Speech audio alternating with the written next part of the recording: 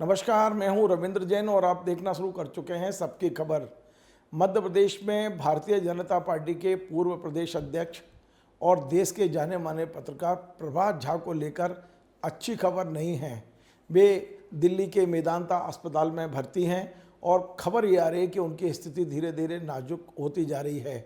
हम ईश्वर से कामना कर रहे हैं कि हे भगवान, प्रभात झा जी को एक लंबी उम्र दें, वे जल्दी स्वस्थ हों और हम सबके बीच में पहले की तरह आएँ और हमारा वही जो पहले मार्गदर्शन करते थे, जिस तरह हमें खबरें देते थे, जिस तरह हम लोगों को डांटते थे, जिस तरह हमें प्यार करते थे, वो सारी चीज़ें फिर से एक बार शुरू हो जाएं। सिर्फ यही भगवान से प्रार्थना है।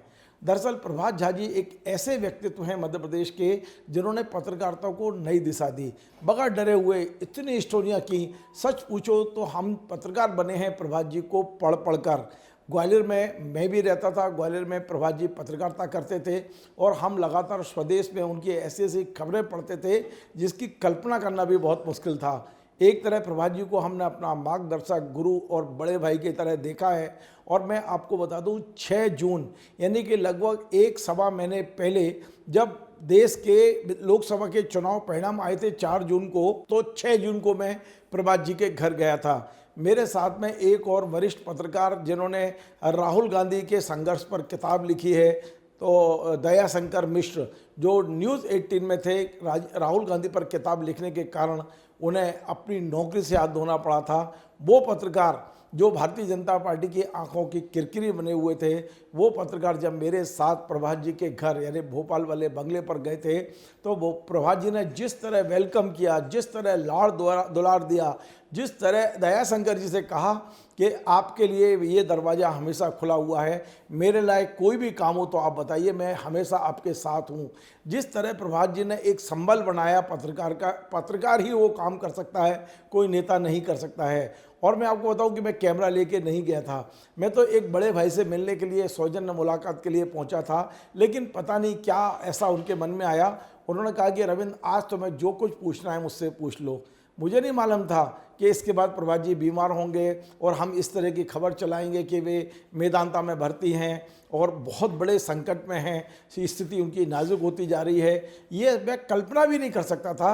6 जून को दोपहर करीब 3 साढ़े 3 बजे जब उन्होंने ये कहा कि आज मैं खुलकर तुमसे बात करना चाहता हूँ, सबकी खबर को एक ऐसा इंटरव्यू देना चाहता हूँ जो यादगार इंटरव्यू हो, और मुझसे ये भी कहा कि आज तुम झिझकना मत और भूल जाना कि मैं भारतीय जनता पार्टी का नेता हूं, आपका बड़ा भाई हूं और मैं एक पत्रकार हूं।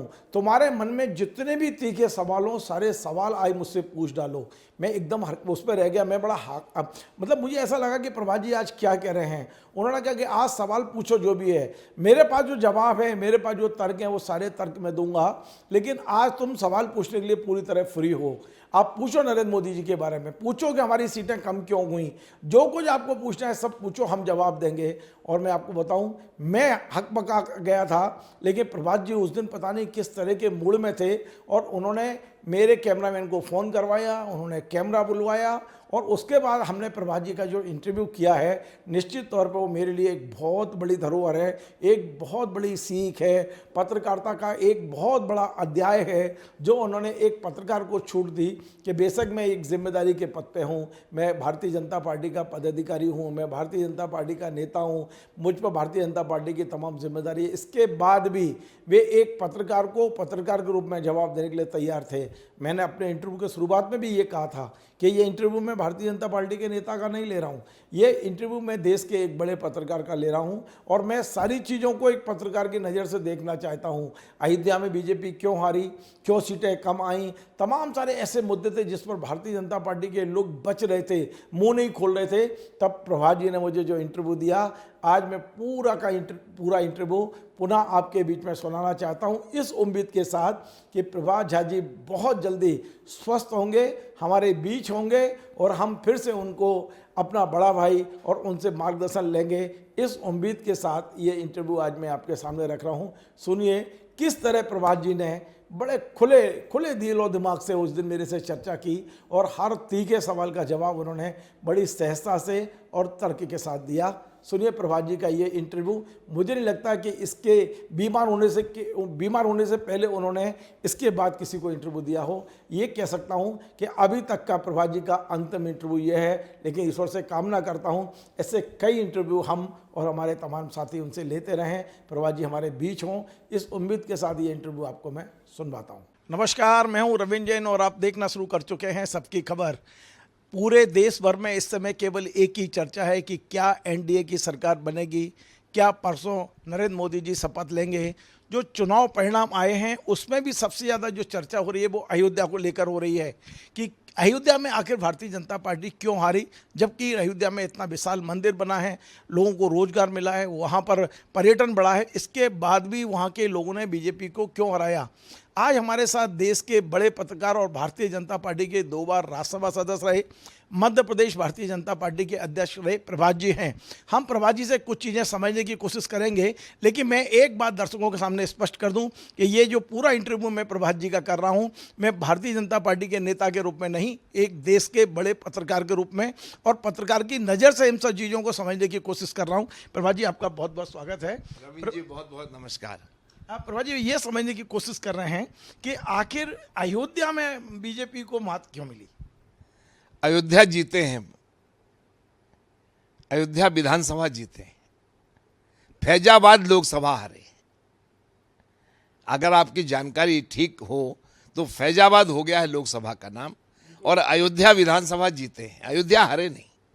देखिए पूरा इलाके को ही आपने डेवलप किया है, पूरा संसदीय क्षेत्र।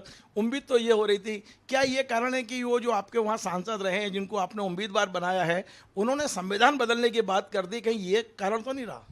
देखिए कारण अब आकलन होगा, कारण तो तत्काल पता लगता नहीं है। यूपी में जहां 60 से 74 सीटें जीतने की उम्मीद थी, वहां इतने पर आ जाना ये निश्चित तौर पर हम सब के लिए मंथन का कारण है। मंथन होना ही चाहिए, होगा ही, क्योंकि यूपी और बिहार से ही भारत की राजनीति साउथ इंडिया से नहीं आती है। इसके बाद महाराष्ट्र है यूपी के बाद। इसलिए लोग 120 सीटों में से जिसकी सीटें 80-90 के करीब आती थी, सरकार उसकी बनती रही है अब तक। इसलिए अयोध्या हारना, मैं अयोध्या नहीं कहूँगा, फैजाबाद हारना हम सब के लिए अब ये विवेचन होगा, आकलन होगा, मंथन होगा, उसके बाद ही अंदाज लगेगा।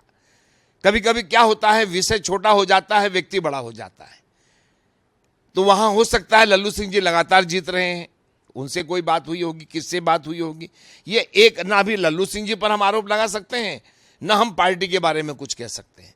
इतना जरूर है कि फैजाबाद हारना भी हमारे लिए थोड़ा सा लगता है कि नहीं हारना चाहिए था। आप प्रभात जी देखिए, मैं ये देख रहा था कि देश के जो 4 बड़े शंकराचार्य, उसमें से 2 बिल्कुल खिलाफ थे। राम मंदिर के प्राण प्रतिष्ठा में भी नहीं पहुंचे। आपने देखा कि ज्योतिषपीठ के शंकराचार्य और पुरी के शंकराचार्य वो लगातार विरोध कर रहे थे। ये जो चुनाव परिणाम आए हैं खासकर हिंदी बेल्ट में, क्या ये शंकराचार्यों की नाराजगी इस चुनाव में आपको झलकती हुई दिख रही है क्या? देखिए शंकराचार्य जी से मैं हमेशा, चाहे कोई भी संत हो, मेरा वो क्या है, राष्ट्र के प्रहरी है। आदि शंकराचार्य जी ने चारों दिशाओं में 4 स्थान बनाए। ये राष्ट्र के धार्मिक, सांस्कृतिक, आध्यात्मिक और सात्विक प्रहरी है। और प्रहरी को बोलने का अधिकार होता है। उनकी समझ को मैं चुनौती दूं तो मैं इतना बड़ा आदमी हूं नहीं रविंद्र जी। उन्होंने जो कुछ भी कहा धार्मिक, सात्विक, आध्यात्मिक आधार पर कहा होगा, लेकिन वो कारण कोई हार का होगा मैं ये नहीं मान सकता। हार के कारणों पर तो अनेक दिन लगेंगे अभी विवेचना करने में। ये जो चुनाव के बीच में इंडियन एक्सप्रेस में एक इंटरव्यू छपा था जेपी नड्डा साहब का, और उससे लेकर संघ में कहीं ना कहीं कंफ्यूजन की स्थिति बनी। लोगों ने कहा कि अभी कम से कम ये इंटरव्यू नहीं आना चाहिए। आपको लगता है कि उससे कुछ नुकसान हुआ है पार्टी का? अब मैं नहीं जानता कि जगत जी ने किस आशय में कहा। कभी कभी ये भी होता है कि शब्द कहा कुछ जाता है। एक वी शांताराम थे, बहुत बड़े डायरेक्टर प्रोड्यूसर मराठी में, उनके बातों का द्विअर्थी संवाद होता था। जैसे उनकी अनेक मराठी पिक्चर जब मैं मुंबई रहता था देखता था। एक पिक्चर थी आंध्रा मार तो डोड़ा, अंधा आंख मार रहा है। ऐसे आज के इस पत्रकारिता के युग में क्या कहा उन्होंने और क्या छपा, मुझे अभी विश्वास नहीं होता है। जगत जी बहुत सीजन्ड हैं, और अगर ये बात सत्य है तो मुझे विश्वास नहीं है, लेकिन मुझे अभी भी लगता है कि स्लिप ऑफ टंग हुआ होगा, या सुनने में कुछ गलती हुई होगी, या जानबूझकर भी छापा गया होगा, पता नहीं क्या है। आपको लग रहा है कि एनडीए सरकार बड़ी आसानी से बनेगी, या ये जो दोनों बैसाखियां हैं ये हमेशा के लिए परेशान करते रहेंगे दोनों? देखिए, सबसे पहले तो जनता ने जो मैंडेट दिया है वो मैंडेट अपने आप में उसको सिर झुका के करना चाहिए, एक। और गठबंधन की सरकार तो बन ही रही है। अब गठबंधन का जो धर्म होता है, जो निभाया जाता है जिस तरह से, उसको निभाने का सामर्थ्य भगवान नरेंद्र मोदी जी को दें, चंद्रबाबू नायडू को दें, नीतीश कुमार को दें। मैं आज भी ये कहने में कोई संकोच नहीं करता हूं कि नरेंद्र मोदी भारत के सर्वमान्य नेता हैं। परिणाम क्या आया या नहीं आया ये अलग बात है, लेकिन नरेंद्र मोदी जी की जी जरूरत आज भारतीय जनता पार्टी को नहीं, भारत को भी है। और गठबंधन की सरकार भी चलाने के लिए ईश्वर उनको सामर्थ्य दे और चले, ये तो प्रार्थना मैं करूंगा ही। देखिए, दो तरह की चीज़ें आ रही हैं प्रभा जी, क्योंकि लोग चिंतन कर रहे हैं, बात कर रहे हैं, मीडिया में भी ये बातें हैं, और जो बुद्धिजीवी हैं वो कि चंद्रबाबू नायडू ने अभी जो चुनाव लड़ा आंध्रा में, उन्होंने कहा कि हम मुसलमानों को आरक्षण देंगे, उन्होंने कहा कि हम हज में सब्सिडी देंगे, हम मुसलमानों को संरक्षण देंगे। और मोदी जी ने इसके विपरीत पूरा चुनाव प्रचार किया है कि मेरे जीते जी मुसलमानों को आरक्षण नहीं देने दूंगा। तो आपको लगता है कि ये जो टकराव है, ये टकराव क्या सरकार बनने के बाद दिखाई देगा? क्या ये सहजता से? और दूसरा, गठबंधन सरकारों का एक धर्म रहा है कि मिनिमम जो प्रोग्राम बनाते हैं, मिनिमम एक सामंजस्य वाला प्रोग्राम बनाते हैं, उस प्रोग्राम में मोदी की गारंटियों का क्या होगा? देखिए, अटल जी की सरकार से बड़ी गठबंधन की सरकार किसी की नहीं होगी। और उस समय मुझे याद है, प्रमोद महाजन जी के घर पर मैं भी था, तो प्रमोद महाजन जी ने जो संकल्प पत्र जारी किया था उसमें 5-6 मुद्दे छोड़ दिए गए थे, और अटल जी ने संसद में कहा था, जब लोगों ने टिप्पणी की, क्या हुआ राम मंदिर का, क्या हुआ 3 तलाक का, क्या हुआ समान नागरिक संहिता का, तो अटल जी ने कहा था कि हम गठबंधन में हैं, जिस दिन आएंगे संपूर्ण बहुमत में, उस दिन इन सारे बातों को, आज हमने अपनी मैनिफेस्टो में इन बातों को हटाया है। इसीलिए मैंने कहा कि गठबंधन धर्म है, उसके लिए ईश्वर नरेंद्र मोदी जी को शक्ति दे। बाकी जो चीजें थी अब वो तो हो नहीं सकती, वापस आ सकती है, बहुत सारे कार्य हो चुके हैं, लेकिन कहीं कोई टकराहट नहीं हो, इसकी चिंता तो सबको करनी पड़ेगी। लेकिन आज प्रभा जी, आपने इशारे में एक बहुत बड़ी बात कह दी। आपने कहा गठबंधन एक धर्म है और उसका पालन करना पड़ेगा। तो क्या अब ये होगा कि नरेंद्र मोदी और भारतीय जनता पार्टी का जो समान नागरिक संहिता लागू करने का है, सीएए लागू करने का है, मुसलमानों को आरक्षण ना देने का जो एक संकल्प है, उससे समझौता हो सकता है? मैं फिर कह रहा हूं, ये एक दूसरे की ट्यूनिंग पर बात होती है। जैसे मेरे आपकी बहुत वर्षों से ट्यूनिंग है, तो किसी चीज को मनाने के लिए धारा 370 के लिए गुलाम नबी आजाद जी फ्लोर पे बैठ गए नीचे राज्यसभा में, मैं देखा था मैं, और फारूक अब्दुल्ला जी ने बयान दिया खून की नदियां बहेंगी, लेकिन कुछ हुआ क्या? तो कोई निर्णय करना भी है तो सबको कन्विंस करके करना पड़ेगा, सबकी मानसिकता को तैयार करना पड़ेगा।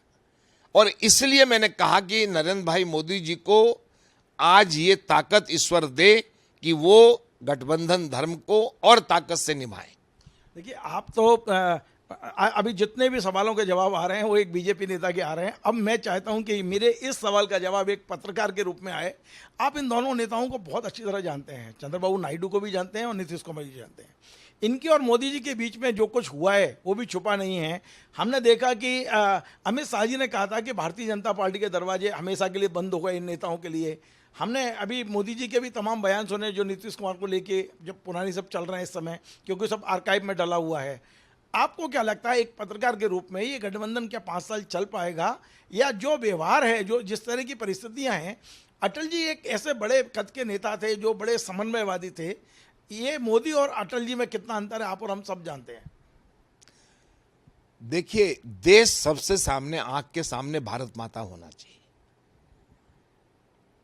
और भारत माता यदि आंखों के सामने है तो भारत माता उतनी ही लोकप्रिय नरेंद्र मोदी जी को है जितनी चंद्रबाबू नायडू को है और जितनी नीतीश जी को है। और अपनी छवि, जीवन में छवि से कभी खिलवाड़ नहीं करना चाहिए। छवि की एक भी मर्यादा होती है, और राजनीति, मैं फिर से कह रहा हूं आपको, संभावनाओं का और असंभावनाओं का केंद्र है पूरी तरह से। कल क्या होगा कोई नहीं जानता है। भगवान राम को जब सुबह राज्याभिषेक होना था और शाम को जेल जाना, वनवास जाना पड़ा, तो आप क्या कहते हैं, राजनीति में कुछ भी हो सकता है। लेकिन पहले भारत माता आंखों के सामने, मैं पत्रकारिता के नाते उत्तर दे रहा हूं, और जिन जिन के सामने भारत माता है उन सबको विचार करना पड़ेगा कि देश के हित में कौन है, देश के हित में गठबंधन है या देश के हित में कोई और है। इसलिए सबको संभलकर भारत माता के सामने काम करना पड़ेगा। प्रभात जी, अभी आपने रामायण का उदाहरण दिया कि राज्याभिषेक होने वाला था और वनवास हो गया। परसों मोदी जी की शपथ होनी है, और ये जो 48 घंटे हैं ये बड़े क्रूशल बताए जा रहे हैं। इसमें भी कुछ उस तरह का हो सकता है, क्योंकि खुद नरेंद्र मोदी भी बड़ा डिसीजन ले सकते हैं। वो कभी झुकने वाले व्यक्ति है नहीं, वो जिस मिट्टी के बने हुए हैं नरेंद्र मोदी, और जितना हमने उन्हें देखा है वो कभी झुक के राजनीति नहीं करते। देखिए, कल ही वो फैसला हो गया, सबने लिखित में दे दिया, और कल जाएंगे सारे लोग राष्ट्रपति जी को देंगे, तो वो तो बात ही खत्म हो गई कि नरेंद्र मोदी जी कोई फैसला लेंगे। देखिए, खबर तो ये छप रही है कि एक नहीं दो चिट्ठियां दी थी हर एक ने। एक चिट्ठी दी थी समर्थन की, और दूसरी दी थी कि हमें इतने मंत्रालय चाहिए, हमें स्पीकर चाहिए, हमको इस विशेष राज्य का दर्जा चाहिए। तो क्या मोदी जी इन सब चीज़ों से समझौता कर पाएंगे? क्या मोदी जी अपनी जो बातें उन्होंने कही हैं चुनाव में, जो वायदे किए हैं, जो गारंटी दी है, उससे समझौते कर पाएंगे? देखिए क्या है, दूसरी चिट्ठी अगर होती तो वो जारी होती। दूसरी चिट्ठी की चर्चा आप कर रहे हैं, अखबारों में छपा है, सारा अखबारों में छपा होगा, लेकिन ऐसी कोई चिट्ठी नहीं है। चिट्ठी एक ही है, हार्टेड, दिल से सबने कहा है, और नीतीश जी ने कहा कि जितनी जल्दी बन जाए। कल मैं सुन रहा था शशि शेखर जी को, बहुत बड़े पत्रकार हैं, उन्होंने कहा कि भाई 6 को क्यों नहीं बना रहे हैं। सवाल क्या है कि तिथि मुहूर्त भी निकालनी पड़ती है। कल संसदीय दल की बैठक भी रखी है, आज हमारे सारे मुख्यमंत्रियों भी उस बैठक में रहने वाले हैं। कल देश के सारे सांसदों को बुलाया गया है, एनडीए के सांसदों को। हर चीज की प्रक्रिया हुई है, लेकिन मुझे नहीं लगता कि नरेंद्र मोदी जी प्रधानमंत्री वही रहेंगे, वही बनेंगे, ये इतना मैं कह सकता हूं। एक आखिरी सवाल, और ये बड़ा महत्वपूर्ण, वो आपके जीवन से बहुत महत्व रखता है। वो ये है कि ये तमाम सारी अफवाहें इस तरह की हैं कि संघ बड़े नई तरह से सोच रहा है, संघ इस रथ का घोड़ा बदलने पर विचार कर रहा है, संघ के बारे में जो चुनाव के बीच में बयान आए हैं उससे संघ के लोग नाराज हैं। मतलब एक ऐसा कन्फ्यूज़न का माहौल पैदा कर दिया है संघ को लेकर। और मुझे लगता है कि मध्य प्रदेश में संघ को आपसे ज़्यादा कोई राजनेता या कोई पत्रकार नहीं समझता। वास्तव में संघ इस मुद्दे पर कहाँ खड़ा है? देखिए, संघ एक सांस्कृतिक संगठन है, विश्व का पहला संगठन है जिसमें अगली साल 100 साल होंगे। तो उन्होंने कहा है कि हम 1 लाख शाखाएं बढ़ाएंगे, 1 लाख शाखा करेंगे, लेकिन मनाएंगे नहीं। और उल्टे ये कहा है कि हम 300वीं जयंती अहिल्याबाई होलकर की मनाएंगे, नारी शक्ति के लिए। संघ को क्या है, संघ को रविंद्र जी दूर से नहीं समझा जा सकता। संघ चिंता करता है। जैसे मैं मध्य प्रदेश में आया, भारत से, वहां महाराष्ट्र से इमरजेंसी में फरार होके, तो संघ के लोगों ने मेरी चिंता की, जनसंघ के लोगों ने मेरी चिंता की, मैं कहां पढ़ूं, मैं कहां जाऊं, क्या करूं। यहां तक मुझे नहीं बोलना चाहिए, मेरे कपड़े लत्ते भोजन सबकी व्यवस्था संघ ने की। आपको पता है कि मैं 32 वर्ष कार्यालय में रहा हूं। संघ चिंता करता है समाज की, संघ चिंता करता है हिंदुत्व की। संघ से आप पूछेंगे तो संघ आपको कुछ कहेगा। संघ बिना मांगे सलाह देने वाले संगठनों में से नहीं है। संघ को कभी सरकार की जरूरत नहीं पड़ती है। अनुकूलता रहने पर यह रहता है कि संघ जो सोचता है उसके हर्डल्स नहीं होते, इतना ही है। जैसे संघ सोचता था धारा 370 समाप्त हो, राम मंदिर का निर्माण जल्दी हो, संघ सोचता था कि समान नागरिक संहिता हो। ये जो संघ के मन में है, और संघ अपनी ताकत पे, सरकार के भरोसे संघ नहीं चलता कभी भी। विचारधारा के करीब होने के नाते संघ ने अपने अनेक स्वयंसेवक दिए हुए हैं। क्या नरेंद्र मोदी प्रचारक नहीं रहे? वर्षों रहे प्रचारक। भारत के दोनों प्रधानमंत्री जब कानपुर पढ़ने गए अटल जी, तो वो कानपुर में पिताजी के साथ लॉ किया, साथ साथ एक क्लास में, और संडीला में प्रचारक बन के गए। उत्तर प्रदेश के पास ही एक संडीला क्षेत्र है। तो ये सौभाग्य है कि दोनों ही संघ के स्वयंसेवक देश के प्रधानमंत्री बने हैं और जो प्रचारक रहे। इसलिए संघ आ बैल तू मार करता नहीं है। संघ का सुझाव मांगोगे तो देंगे, नहीं मांगोगे तो संघ अपने कार्य में लगा हुआ है। संघ का कार्य निरंतर चलने वाला है। संघ सरकार के भरोसे कभी नहीं रहता।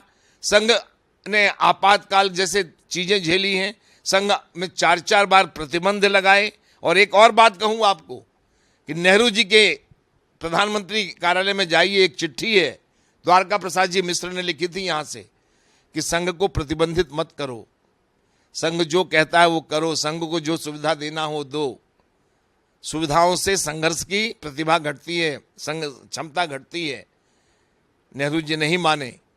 जितनी बार संघ पर प्रतिबंध लगा, संघ मजबूत होकर उभरा। संघ समाज है, भारतीय समाज का प्रतिनिधित्व करता है, हिंदुत्व का प्रतिनिधित्व करता है। संघ को किसी चीज की चिंता नहीं है, हिंदुत्व की चिंता है, स्वयंसेवक की चिंता। उसका काम है स्वयंसेवक बढ़े। इसलिए विश्व के इतिहास में 100 साल होने जा रहे हैं, किसी तरह का बंटवारा देखा आपने? कुछ नहीं। इसलिए संघ की तुलना हम भाजपा से करें या संघ नाराज हो जाएगा, ये हो जाएगा, संघ की नाराजगी भी नहीं दिखेगी किसी को। संघ एक अलग प्रकार का संगठन है। संघ संस्कृति और सांस्कृतिक संगठन है। और इसलिए मेरा मानना है कि संघ हमारे लिए प्रणम्य है। मैंने किसी से दीक्षा नहीं ली है, क्योंकि मुझे लोग पूछते हैं कि आपका गुरु, बहुत सारे गुरु मेरे परिचित हैं। मेरे छोटे बेटे के विवाह में दिल्ली में सब गुरु लोग आए थे, तो अक्सर कहते हैं पति पत्नी आओ दीक्षा लो। तो मैंने कहा मैंने संघ में भगवा ध्वज से दीक्षा ली है। मेरा कोई गुरु नहीं है, भगवा ध्वज गुरु है। इसलिए संघ का गुरु भगवा ध्वज है। डॉक्टर हेडगेवार जी ने कहा कि मेरा चित्र लगाने की जरूरत नहीं है, मेरा कोई प्रणाम करने की जरूरत नहीं है। बहुत सारे स्वयंसेवकों ने उनको उस समय कहा था, लेकिन डॉक्टर जी ने कहा कि त्याग, तपस्या, बलिदान का प्रतीक है भगवा ध्वज, वह अपना गुरु है। चलिए, बहुत बहुत धन्यवाद। तो आप थे प्रभात झा जी। मैंने जैसा बताया, भारतीय जनता पार्टी के दिग्गज नेता हैं। भारतीय जनता पार्टी की नीति रीति बनाने में महत्वपूर्ण योगदान भी रहा है। 2 बार राज्यसभा सदस्य रहे, मध्य प्रदेश भारतीय जनता पार्टी के अध्यक्ष रहे, और सबसे बड़ी बात, बड़े पत्रकार हैं। आज उन्होंने बड़ी बेबाकी से सारी चीज़ों का उत्तर दिया है। उन्होंने कुछ चीज़ें उन्होंने इशारे में कही और बड़ा स्पष्ट कहा है। जहाँ तक संघ को लेकर जो भ्रम है, आज प्रभात जी की इस बात से शायद बहुत सारे दर्शकों का ये भ्रम दूर होगा कि संघ किसी चीज़ में इंटरफेरेंस करता है। हाँ, संघ से यदि सलाह मांगी जाएगी तो निश्चित तौर पर संघ की जो विचार है उसके अनुसार वो सलाह देगा। आज उन्होंने ये भी कहा है कि अब देश में जो सरकार बनने वाली है वो गठबंधन की सरकार है, और अटल जी ने जिस कुशलता के साथ सरकार चलाई है, लगता है भगवान नरेंद्र मोदी जी को ऐसी बुद्धि दे, भगवान उनके सहयोगियों को शक्ति दे, क्षमा चाहता हूँ, बुद्धि नहीं शक्ति दे, कि जो अटल जी ने जिस तरह से गठबंधन सरकार चलाई है, आगे भी इस तरह की सरकार चलती रहे। आपको हमारा ये कार्यक्रम पसंद आए तो आप इसे शेयर करें, लाइक करें, कमेंट करें, और आपसे बार बार निवेदन है हमारे इस चैनल को सब्सक्राइब अवश्य करें। धन्यवाद।